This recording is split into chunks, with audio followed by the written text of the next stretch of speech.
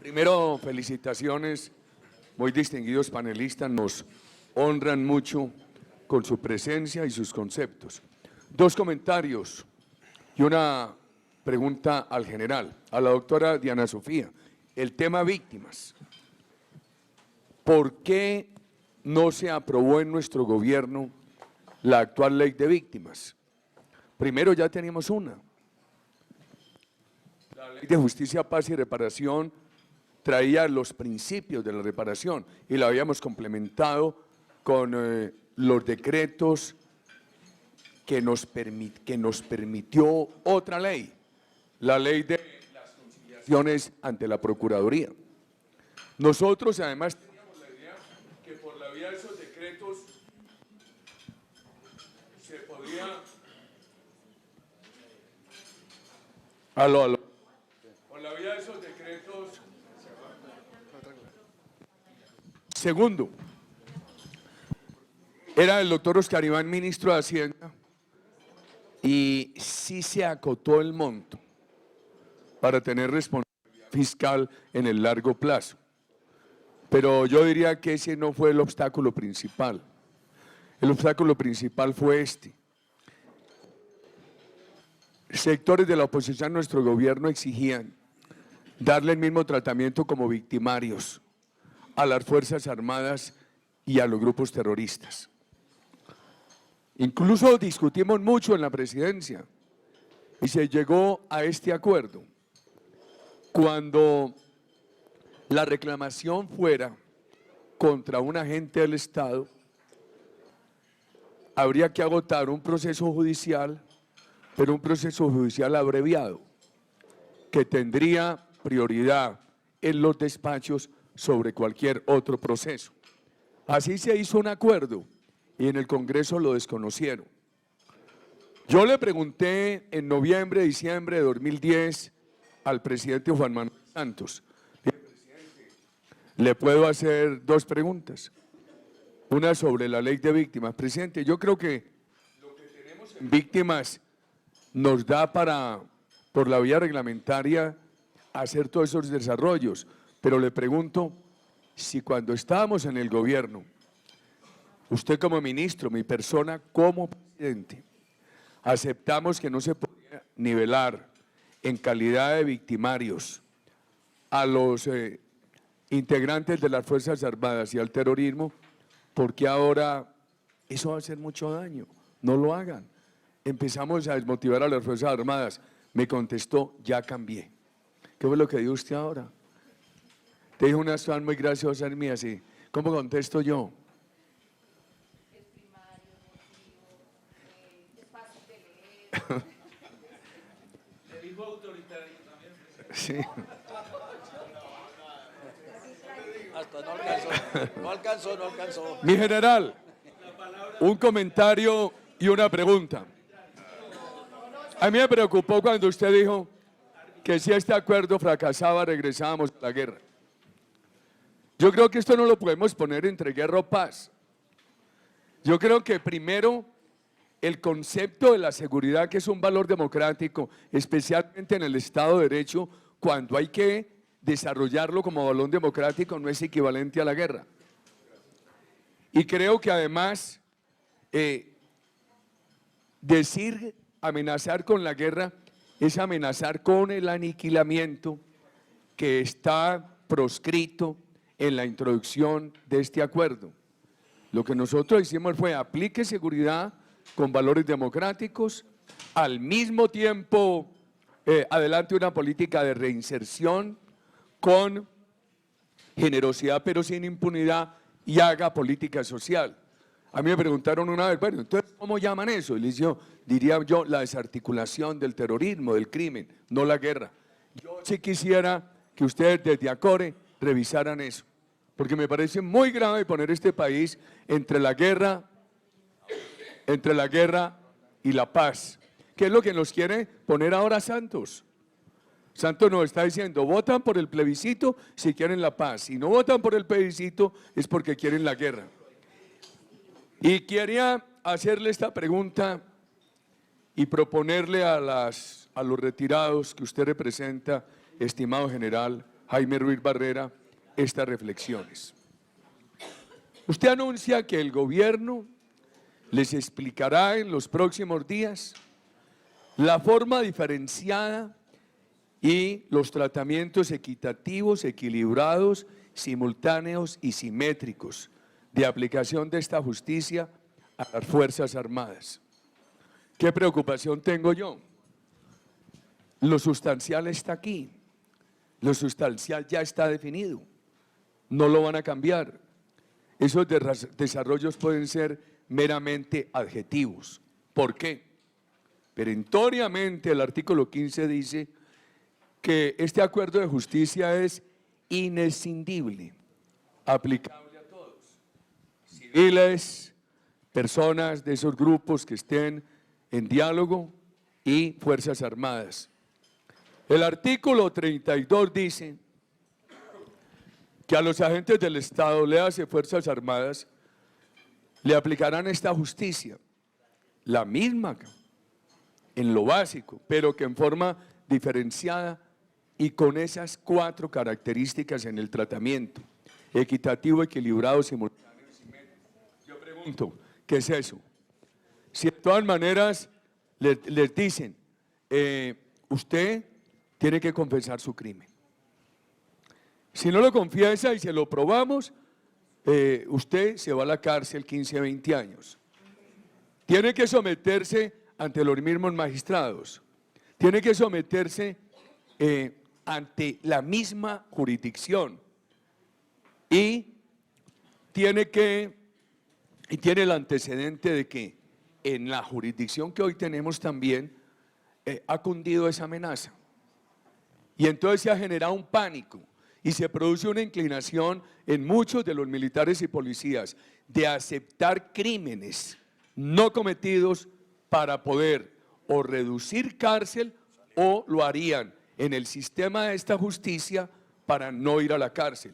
A mí me parece que es muy grave para el futuro del país tener una justicia sobre la base de que Fuerzas Armadas y civiles, para no ir a la cárcel, tienen que reconocer crímenes que no cometieron. El artículo 38 habla de delitos políticos y se refiere a la causación de la muerte en combate. Entonces vuelven delito político el asesinato de soldados. Uno podría decir, bueno, eso es válido en la guerra, pero una política de seguridad, uno podría decir, bueno, eso hay que aceptarlo en la lucha de una insurgencia armada civil contra una dictadura militar, pero en el Estado de Derecho de Colombia. ¿Será que vamos a tener que aceptar eso en aras de la paz? Yo he estado totalmente en desacuerdo desde hace muchos años. Yo es que la vida del soldado, la vida del policía, más en la democracia, tiene el mismo valor que la vida del civil. Y sigamos. Sobre el secuestro. El artículo 39 también refiere a las aprehensiones de combatientes en circunstancias de combate como delito político. Entonces yo pensaba ahora en el caso del general Mendieta, la FARC podía alegar. Ahora ya va a ser lo mismo, que esto lo consideren delito político o delito atroz, porque el delito político queda indultable, amnistiable automáticamente. Y si es atroz, basta con que lo reconozcan para que no vayan a la cárcel. Va a ser lo mismo, pero siguiendo la discusión al general Mendieta, dice la FARC, lo secuestré en condiciones de combate. No fue un secuestro, sino la aprehensión de un rehén en combate. Para que eso hasta ahí, de acuerdo con este texto, se va a considerar no secuestro, sino una aprehensión legítima, salvo que se compruebe la tortura. Y muchos, por temor a la FARC, van a decir, no, a mí no me torturaron. Veo con mucha preocupación todos estos detalles, Por eso estoy citando artículo por artículo, porque no son especulaciones, sino de ya como de la tercera la idea del texto. Mire este tema tan delicado. Lo relaciono con lo que decía el doctor Juan Daniel. El tema de la responsabilidad colectiva o de la responsabilidad de los mandos. Artículo 44. El artículo 44 está suponiendo que los mandos son responsables de los abusos de derechos humanos. Entonces, ¿qué oportunidad les dan de desvirtuar esa responsabilidad? Dice que la responsabilidad no podrá fundarse exclusivamente en el rango, en la jerarquía, que habrá responsabilidad cuando hubiera habido órdenes o control o pudiendo haber evitado, no lo hubieran hecho. La omisión. Pero de todas maneras aquí hay un tratamiento bastante delicado para el mando que está conectado con la responsabilidad colectiva. Y los vuelven a igualar ahí con los terroristas. ¿Le puedo arreglar? Porque en el artículo 59 le da a los cabecillas del terrorismo un tratamiento parecido. Todo esto, mi general, ¿por qué? Y decírselo delante de esta concurrencia tan importante y delante el buen amigo, el doctor Leiva, que le agradecemos tanto su presencia aquí. Nosotros creemos que se le hace un gran daño a la democracia colombiana aplicándole esta jurisdicción a las Fuerzas Armadas y a los civiles. Nos han dicho qué proposición alternativa tienen. Hemos presentado 2 proyectos, porque nosotros hemos tratado de ser propositivos. Los 2 proyectos los hemos hecho con Alfredo Rangel, José Obdulio, con la venia del coordinador, en un minuto explicar el último proyecto nuestro sobre las Fuerzas Armadas.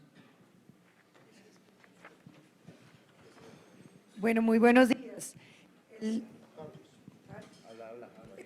El Centro Democrático presentó el proyecto de Ya está en nuestro canal, que es el Twitter mío. bueno, es el proyecto para solución de la situación jurídica de los militares, con cuatro consideraciones, mi general. La primera, que no podemos aceptar lo que dijo el presidente en el discurso, que es que él sabe que se están cometiendo injusticias contra los militares, pero dice que ahora que se va a solucionar lo de las FARC, condicionada a la solución de las FARC, está la solución de los militares, como si las FARC estuvieran siendo sometidos a las mismas injusticias. Entonces, el proyecto además considera que no podemos exigirle a los miembros de las Fuerzas Armadas que han sido perseguidos por esas organizaciones criminales de falsos testigos, de falsas víctimas, de falsas mentiras y grandes escenarios creados, pues que tengan que confesar delitos que no cometieron. Tercera consideración, la caída del fuero penal militar consagrado constitucionalmente a través de ese acuerdo ilegal e inconstitucional que hiciera el Ministerio de Defensa con la Fiscalía da lugar a buscar una salida. Y cuarto, nosotros hemos pensado que el tema central de los militares requiere atención prioritaria, entre otras cosas porque de eso depende el acuerdo. Si usted sigue teniendo un ejército que está desmotivado, pues no puede ni siquiera hacer la presión para que las FARC cumplan los acuerdos, y no solamente eso, sino que empieza a debilitar frente a todos los actores adicionales criminales que van a recoger los negocios de las FARC. Por eso el proyecto lo que dice es que todos los militares que hayan sido condenados por actividades o por delitos con ocasión del cumplimiento de una orden de servicio para las actividades de preservación del orden público van a tener libertad condicional una vez hayan cumplido una tercera parte de la pena. Sobre ese tema tan delicado de las responsabilidades del mando, yo diría lo siguiente. El artículo 44 crea las condiciones para condenar al mando militar y policío. Y el artículo 59 crea las condiciones para absolver a los cabecillas del terrorismo. Esa es la gran paradoja. Por eso los invito a pensar sobre eso. Diana Sofía. ¿Qué me pasó en la vida? Yo he renunciado a ciertas peleas y las he cambiado por amor. No puedo cambiar todas las peleas de mi vida por amor. Pero la pelea contigo la he cambiado por amor y por admiración. No todas. No me van a decir que cambie una pelea por amor y por admiración. Me dice Iván Duque, recuérdale que este proyecto al que se refiere Paloma es uno de los más de 100 que ha presentado la bancada. Esta es una bancada muy estudiosa, muy seria y muy comprometida. Y son en los proyectos, en las ponencias y todo. Lo primario se quedó en mí. Eso sí, hago un enorme esfuerzo para mantener la piedra amarrada. No la he soltado hace mucho rato. Le dejo esa reflexión y mi general. General, responde de una vez ese cuestionamiento. Bueno, muy breve, en forma muy breve, señor presidente. Mire, sus inquietudes son las nuestras, las nacionales. Aquí no hay controversia de ninguna especie, pero sí es importante aclarar algunas cosas. Una, cuando discutimos con las distintas asociaciones el tema de la justicia transicional, marcamos y fuimos enfáticos, ¿no?, de que se definiera con suficiente claridad el concepto de diferenciado. Y es lo que esperamos que se nos dé una respuesta, ¿no?, próximamente. Vemos con dificultad, por el mismo contenido de lo que ya está acordado, ¿no?, que se les puedan dar suficiente claridad de esto que son nuestras preocupaciones. En eso estamos totalmente identificados.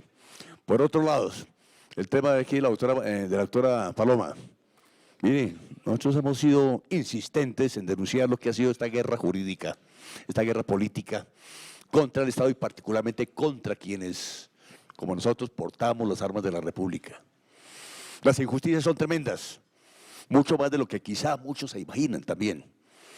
En este momento, tener 15.000 hombres, hablemos solamente del ejército, en situación sub iudice, que están siendo objeto de investigación penal por decisiones arbitrarias, en momentos en que se dan confrontaciones, hay combate, se producen bajas, entonces esos homicidios son cabeza de proceso, ¿no?, para iniciar actividad o proceso de tipo penal. Es lo que trataba de explicar. Entonces, en esto sí, nosotros desde la Reserva, a diferencia de que quienes tienen en este momento el uniforme puesto, sí podemos hablar. Entonces, la voz nuestra es la voz de la institución. Y hablo siempre en plural porque todas estas cosas que hemos planteado acá es fruto de reflexiones de las distintas instituciones armadas con que cuenta el país. Hablo en plural, hablo por el Ejército, por la Fuerza Aérea, por la Armada y por la Policía Nacional. Estamos muy unidos, muy integrados, vamos a la misma dirección, con el mismo propósito. Los retirados, yo sí les rogaría analizar eso, tener en cuenta lo que acaba de decir Paloma, les da un tratamiento diferente en la justicia ordinaria, pero con una gran garantía de alivio, de reducción de pena privativa, sin impunidad, para que eso no vaya a ser objeto de inestabilidad y al mismo tiempo sin las condiciones de la justicia transicional.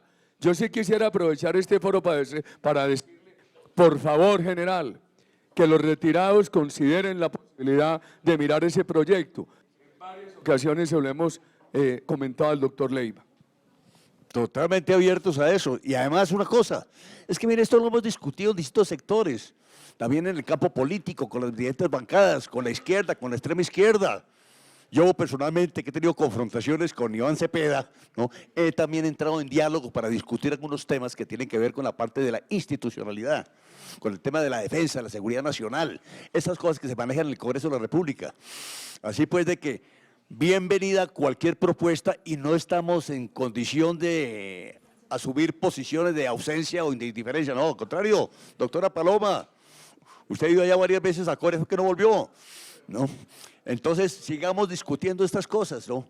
Y busquemos algo de carácter institucional, que es lo nuestro. Nosotros no estamos en ningún compromiso de tipo político ni partidista, es eminentemente institucional, como lo dije al principio. Entonces, manejémoslo así, ¿no? Y eso ojalá sea una solución y una alternativa, porque es lo que necesitan nuestros soldados y nuestros policías para garantizar que cumplan la misión. Porque si no es así, no va a haber quien defienda este país. General, yo quiero hacer un breve comentario, un poco abusando de mi condición de moderador, pero es que voy a contar esto abiertamente. Yo tuve conocimiento de una grabación interna que daba cuenta de una reunión de sindicados, digamos, de la fuerza pública, gente que está en la cárcel, miembros de la fuerza pública, una reunión con altos mandos militares y con algunos miembros de los diálogos de paz. Ellos les estaban vendiendo a los oficiales y a los militares, pues digamos la ilusión de que con este acuerdo de paz y con este tema de justicia, los responsables de crímenes iban a salir libres, que iban a salir excarcelados, y igualmente la gente inocente que estuviera siendo procesada hubiera sido condenada. Y en esa grabación, que daba cuenta, digamos, al resto, era una grabación destinada al resto de las unidades donde hay pues detenidos por este tipo de delitos, el tono era que por fin se iba a dar solución al tema de las fuerzas militares y de la injusticia y la falta de garantías, etcétera. Y el tono era que, pues, qué gran cosa los acuerdos de paz. Se veía a las claras que, digamos, por lo menos este sector de militares procesados estaba mordiendo el anzuelo de ciertos beneficios para las fuerzas militares, digamos, como mordiendo la carnada, mejor, de esos beneficios para comerse, eso sí, el anzuelo de la impunidad para las FARC. Porque es, digamos, a través de la vía de aceptar estos beneficios que pueden legitimar esa impunidad generalizada para las FARC. Eso lo vemos con una inmensa preocupación. En estos puntos que expusimos acá, digamos, lo básico es que es inaceptable en una democracia es total y absolutamente inaceptable que la suerte de los civiles, la suerte de los militares, en términos de justicia, sea concertada y discutida con el terrorismo. Es que yo no me imagino pues al Estado español negociando con la ETA la forma de procesar a la Policía Nacional, no me lo imagino. Aquí eso es lo que se está haciendo, concertando el gobierno con el terrorismo la manera como se van a procesar a miembros de las fuerzas militares. Eso de entrada es absolutamente inaceptable. Le cedo la palabra al doctor Jaramillo, que sobre el tema quería decir algo. Sobre el tema de los militares, yo mencionaba hace un momento el acuerdo de Dayton de 1995. Este fue un acuerdo que celebraron potencias europeas y los Estados Unidos para dar comienzo al fin del conflicto yugoslavo. La antigua Yugoslavia, como ustedes saben, estaba conformada por varias naciones. Y punto básico del acuerdo de Dayton es el siguiente: las fuerzas militares de la República de Yugoslavia, como se conocía hasta ese momento, antes de escindirse en varias repúblicas, ojo, las fuerzas militares estaban cumpliendo un mandato constitucional. No se trata de comandancias, no, se trata de un mandato de una constitución en vigor. Y en virtud de ese mandato constitucional, de un orden público vigente, no podían ser procesadas. Las fuerzas militares de la antigua Yugoslavia no se sentaron jamás en los tribunales de Naciones Unidas, ni siquiera se pensó ni se hizo la sugerencia de tomarles cuenta por cumplir un mandato constitucional, que es lo que ha ocurrido aquí en Colombia. Las fuerzas militares han cumplido el mandato constitucional de defender la institucionalidad. Desde luego que hay problemas, desde luego que hay errores, desde luego que hay situaciones de criminalidad inaceptables, pero esas situaciones están siendo reguladas, están siendo perfeccionadas, tienen sus canales institucionales. pero sentar a las fuerzas militares de la antigua Yugoslavia junto a los insurgentes que operaron en ese momento para producir la decisión habría sido impensable en ese momento, 1995, y menos hoy. Muchísimas gracias. ¿Hay alguna otra pregunta o comentario? Felipe, y ya, doctor Leiva. Pues primero, aló. Primero, segundo. Aló. Pues yo arranco por, no voy a hablar, yo hablo durito, entonces no necesito. Es que no funciona a ratos.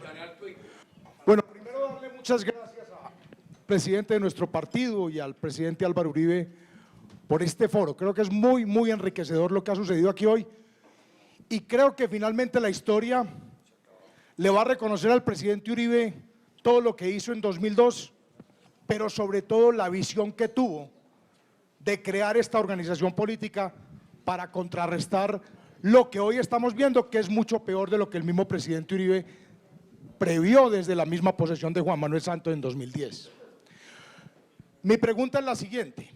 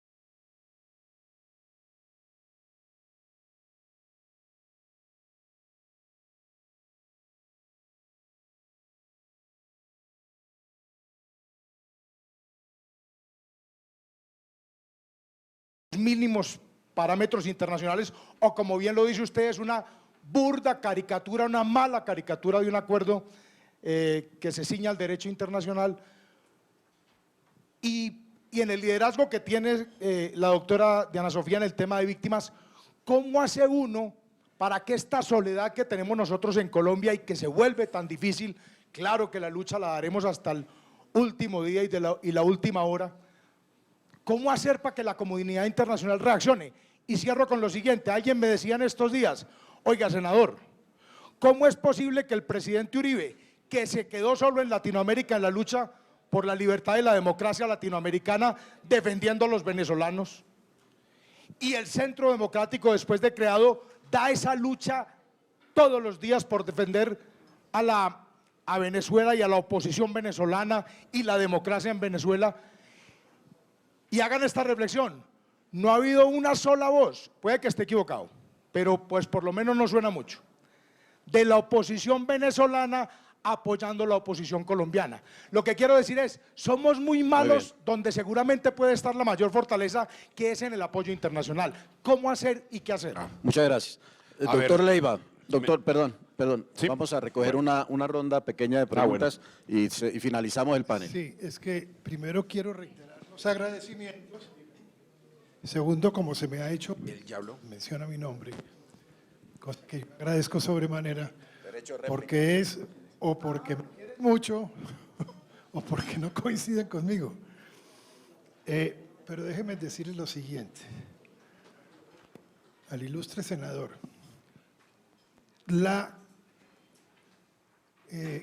El mundo internacional, la comunidad internacional a la que usted apela en este momento, está rodeando los acuerdos. Pues eso es lo que nos preocupa a uno. Imagínese, debe ser que todo ese mundo, comenzando por Naciones Unidas, el presidente Obama, la Unión Europea, están equivocados. Es posible, yo no voy a decir que no, pero yo creo que ese es un argumento confuso. Segundo, para referirme a mi ilustre amigo Juan Daniel Jaramillo, él me ha enseñado muchas cosas. Más faltaba Álvaro, tú a mí. Me ha enseñado muchas cosas. Entre ellas me llamaba la atención sobre una carta que Stalin le manda a Churchill. Y le dice, después de la guerra necesitamos colgar 100.000 personas. Entonces Churchill le dice, no, tampoco, eso no se puede manejar así. Entonces paran los procesos. El proceso de los médicos, el proceso de los generales, el proceso, son muchísimos, porque se cree que Nuremberg es uno, son muchísimos procesos. Entonces se reúnen los aliados y dicen, pero entonces, ¿qué hacemos? Porque, y alguien dijo, los que están o militaron en el nacionalsocialismo no pueden ejercer cargos públicos. Entonces alguien dijo, ¿y quién contesta? ¿Quién contesta los teléfonos? ¿Quién barre? Entonces se habló de algo que no se encuentra en las normas, pero que sirvió. Se habló de la responsabilidad colectiva. Y se le dio un trato a la responsabilidad colectiva. Ahora, por Dios, que en Colombia no hay responsabilidad colectiva. Yo, que no tengo nada que ver, me siento porque fui representante y fui senador. Y en esa época no fui capaz de decir, basta ya. Y eso le da responsabilidad penal. Es una Es que responsabilidad. la responsabilidad penal no. Y eso le da no, responsabilidad no tiene penal. omisión. Porque ya tuviste la ocasión. En casa, yo le pregunté, porque ese fue un tema que debatimos. Dije, no hay responsabilidad colectiva. Pero entonces me puse a adentrar en lo de la Comisión de Derecho Internacional de Naciones Unidas, la creadora del Tratado sobre los Tratados. Y encontré que en 1949 se había señalado un mandato a unos juristas para que estudiaran la responsabilidad del Estado, que es distinta a la responsabilidad que surge a raíz de una decisión de la Corte Interamericana o de la Comisión de Derechos Humanos en Washington.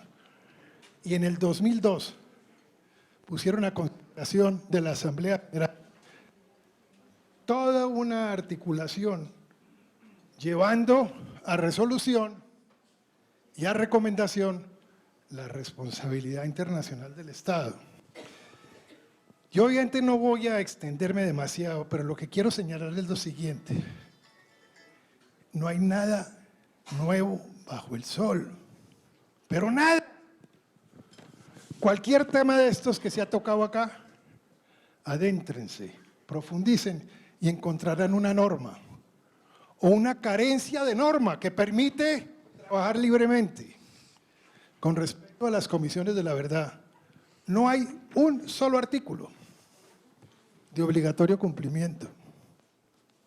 Entonces, de Comisión de Sudáfrica, no.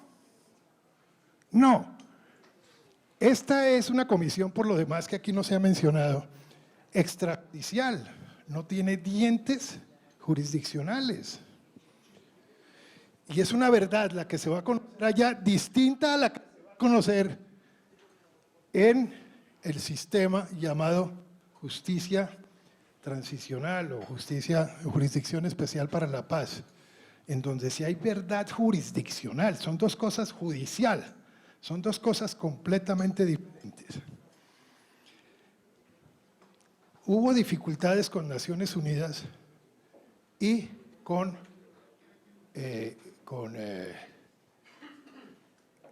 la Universidad Nacional en el tratado. No hay nada más difícil que explicar la posición de quien está siendo señalado. Yo nunca he sido de las FARC, por Dios, de ninguna manera. Pero como lo que buscan para efectos de la justicia restaurativa, es decir, la verdad, entraron en la dificultad en el momento de las escogencias de las víctimas, porque para ellos precisamente era ganancioso que fueran las más difíciles. El tema central es la verdad. El tema central, siendo la verdad, abre un abanico de posibilidades para hablar sobre absolutamente todo, sobre los mismos bienes. No sé si me explico. Porque se ha diseñado un sistema que perfectamente se pueda establecer si se está cumpliendo con la verdad o no. Y pasarían inmediatamente a la justicia no ordinaria en los términos que nosotros conocemos, porque esta es una jurisdicción especial, pero sí, alguien decía que no se había oído hablar del Código Penal para que se aplique el Código Penal. Y se habla del Código Penal, pero como aquí se ha dicho que no se habla del Código Penal, es porque no se ha leído el acuerdo. Una de las grandes necesidades que tiene este país es que la gente lea, que la gente estudie. Yo fui a mí parcialmente. Yo me opuse y fue público. Yo quise desde un comienzo, desde el día 23, que se conociera el acuerdo. Yo siempre entendí que la ida a La Habana era sobre la base que se daba a conocer el acuerdo. Yo me tengo que retirar, he estado muy contento, la verdad. Ha sido muy enriquecedora la cosa. Y hay unas caras que me son muy familiares. Con algunos tengo una gran amistad, pero yo sí recomendaría que para hacer el análisis se pusieran los textos jurídicos sobre el tapete y se estudiaran, en el entendido de que errar es muy fácil. Lo digo por mí, imagínense la cantidad de equivocaciones que uno puede haber cometido en la vida, sobre todo al llegar a la edad que tengo. De tal manera que ya para irme, y me tengo que ir por un compromiso que aplacé para poder quedarme a almorzar, quiero decirles que sí me parece enriquecedor el debate, pero valdría la pena que no culminaran, y me da pena meterme en cosas que no me corresponden, esta valiosísima análisis sin crear 2 o 3 comisiones que se dediquen realmente a establecer qué hay detrás de la letra, qué hay detrás de la letra. Y el Centro Democrático ha venido haciendo un estudio riguroso. Las primeras 60 observaciones se hicieron sobre la letra. Mire, sobre el Código Penal, yo tendría que decirle muy respetuosamente cómo estamos aquí llenos de ejemplos de que no es que nosotros no hayamos estudiado el acuerdo, sino que el acuerdo desconoce el Código Penal y en general la legislación que tenemos. Empiece por la mezcla de jurisdicciones, siga enseguida por los delitos que se consideran para este caso conexos con el delito político. Ya leímos algunos de ellos: el narcotráfico, el secuestro de militares, el asesinato de militares en circunstancias de combate, las sanciones que cuando se considera, después de haber cambiado el código, para introducir como conexos unos delitos que no están en la legislación, pues esos delitos ya no tienen la sanción del código, sino que pasan a ser delitos amnistiables, indultables.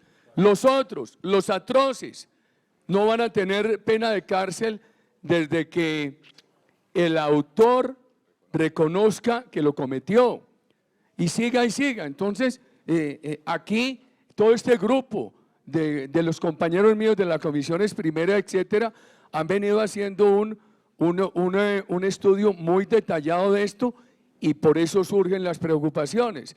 Para que se lleve esta reflexión, el artículo 36 dice que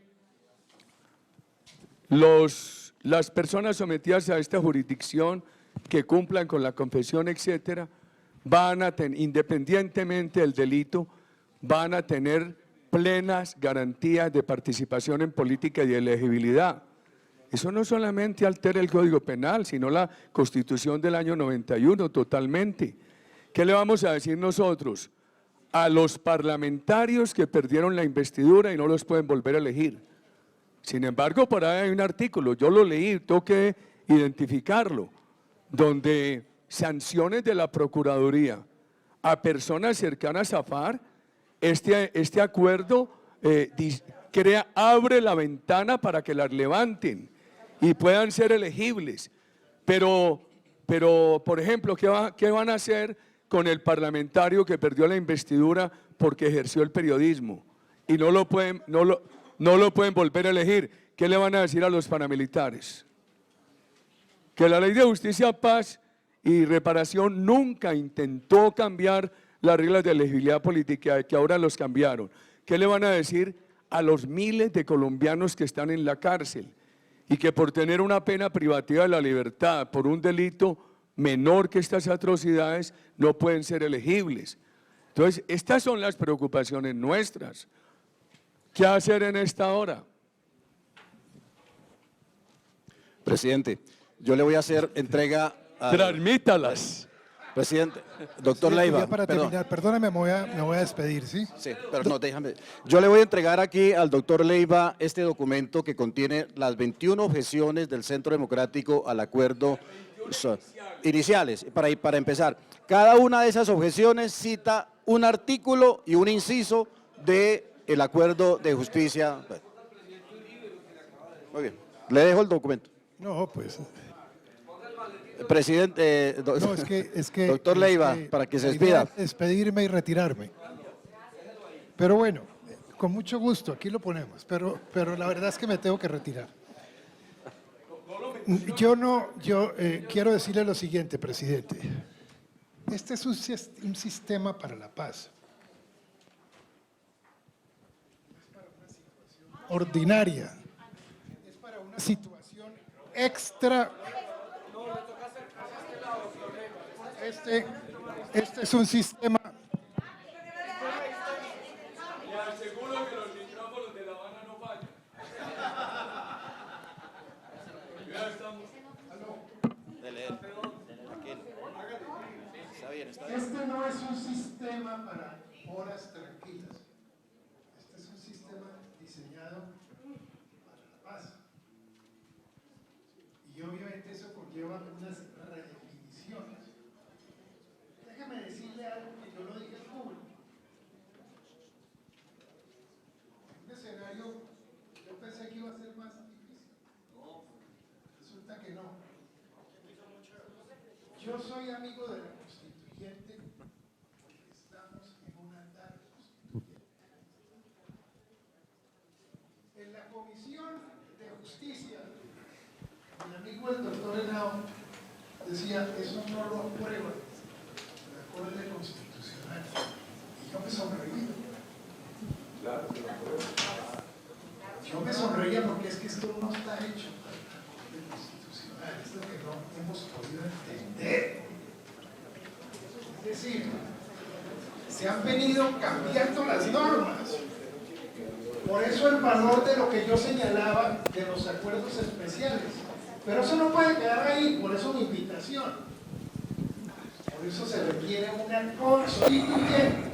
Eso sí. Porque para lo que usted ha mencionado acá como ejemplos, y valgan esos ejemplos no más, se requiere una reforma a la justicia. Eso no se logra en el Congreso. A propósito de un tema que todavía no se ha advertido y que es emocionante, me llama mucho la atención, el de los famosos territorios de paz. Es que viene la no sé qué, que nuevamente el cabal. No, son territorios de acuerdo de convivencia, porque hay unas ataduras. Si no cambiamos el sistema y es restaurativo, no se puede crear pedacitos de territorio para que vaya un soldado y pague pena, o el guerrillero y pague pena, o el paramilitar y pague. Tienen que construir, reconstruir la red social. Nosotros no podemos llegar a las situaciones de Centroamérica y Sudáfrica en donde se firmó la paz, pero no se construyó la convivencia. De tal manera que yo lo invito ya para retirarme, insista en la constituyente porque hay que estudiar el reordenamiento territorial, hay que estudiar la estructura del sistema electoral. Estamos en el primer día de no de la renovación del país, pero sigue mucho de la reinstitucionalización. Por eso yo he considerado importante estar acá, porque sin ustedes ese trabajo no se puede hacer. Yo le agradezco de nuevo. Déjeme hacer un comentario. Primero, está bien, no los agradecimientos. Pero yo hago una pregunta. Si los temas de la constituyente son los que usted dice, revisar la justicia ordinaria, el régimen territorial, eso lo hace el Congreso. Para eso no necesitamos constituyente. Aquí, de este foro, yo salgo lleno de dudas y sin una respuesta.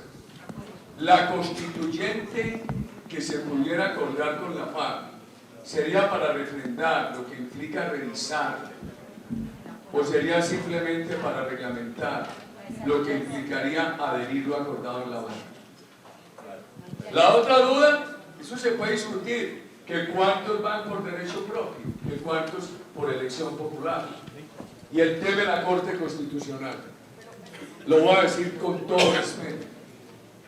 Yo anticipo que la Corte Constitucional va a declararle exequible todo esto, lo del plebiscito y lo del acto legislativo, por una doctrina que están imponiendo, que se llama el hecho excepcional de la paz. Entonces hay un inmenso riesgo que diga, en circunstancias ordinarias, esto sería inexequible, pero en las circunstancias extraordinarias del hecho excepcional de la paz, esto es exequible.